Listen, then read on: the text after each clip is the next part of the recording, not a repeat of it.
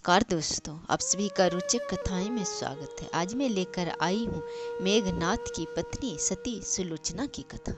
सुलोचना मेघनाथ की पत्नी भगवान विष्णु के शेषनाग वासुकी की पुत्री थी। लक्ष्मण शेषनाग के ही अवतार थे, इसलिए वे सुलोचना के पिता मेघनाथ के ससुर लगते थे। सुलोचना को नाग कन्या कहा जाता था। कुछ पुस्तकों के अनुसार उसका नाम परमिला भी था।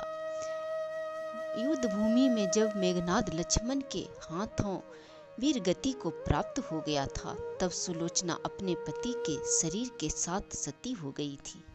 इस कथा का उल्लेख न तो वाल्मीकि रचित रामायण में मिलता है और न ही तुलसी रामायण में मिलता है। कुछ अन्य भाषाओं के मुख्यतः तमिल भाषा की कथाओं में इसका प्रमुखता से उल्लेख मिलता है। सुलोचना का चरित्र, उसके सती होने की कथा। तीसरे बार युद्ध में जाते समय मेघनाथ को यह ज्ञात हो गया था कि श्री राम व लक्ष्मण कोई साधारण मानव नहीं अपितु स्वयं नारायण का रूप है। तो वह अपने माता पिता व सुलोचना से अंतिम बार मिलने आया था। वह अपने माता पिता से मिलकर जाने लगा। तब उसने सुलोचना को देखा। सुलोचना से वह इसलिए नहीं मिलना चाहता था क्योंकि उसे लग रहा था कि कहीं सुलोचना के आंसू देखकर वह भी भावुक न हो जाए, युद्ध में कमजोर पड़ जाएगा।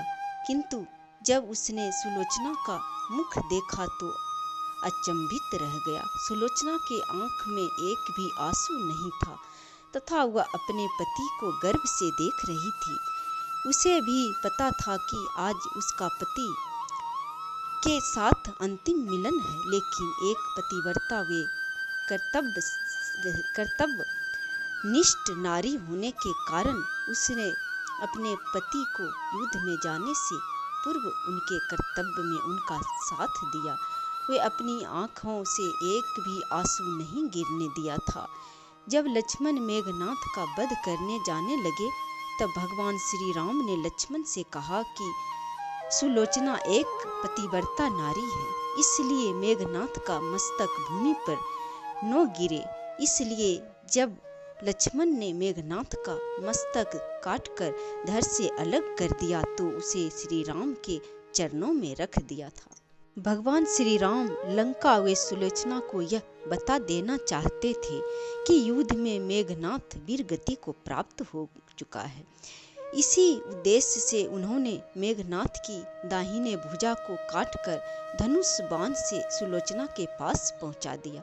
जब सुलोचना ने मेघनाथ की भुजा देखी तो उसे अपनी आंखों पर विश्वास नहीं हुआ। उसने उस भुजा से युद्ध का सारा वृत्तांत लिखने को कहा।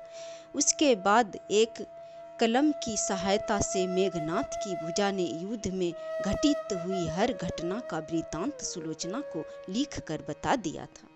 इसके बाद सुलोचना अपने पति की भुजा लेकर रावण के पास पहुंची। वे उनसे अपने पति के साथ सती होने की आज्ञा मांगी।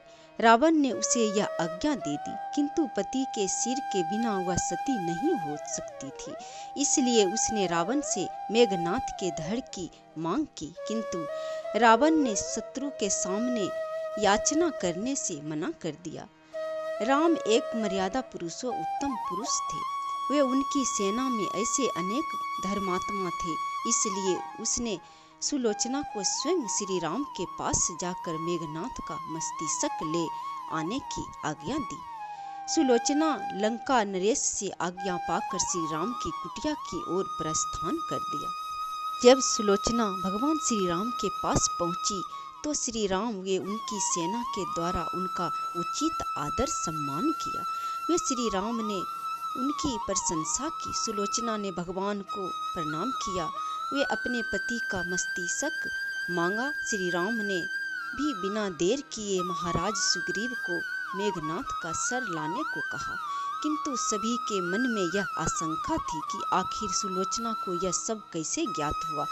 तब सुलोचना ने मेघनाथ की भुजा के द्वारा उसे सब बात बताने की बात कही। यह सुनकर वानर राज सुग्रीव अचंभित हो गए। उन्होंने सुलोचना से मांग की कि यदि उसके पतिव्रत धर्म में इतनी शक्ति है तो वह इस कटे हुए धड़ को हंसा कर दिखाए।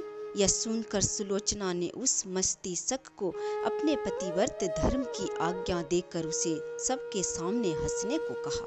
इतना सुनते ही मेघनाथ का कटा हुआ सिर जोर जोर से हंसने लगा। जब यह देखकर आश्चर्य में पड़ गए, किंतु यह देखकर सभी सेना आश्चर्य में पड़ गए, किंतु भगवान श्री राम सुलोचना के स्वभाव वे शक्ति से भली भांति परिचित थे।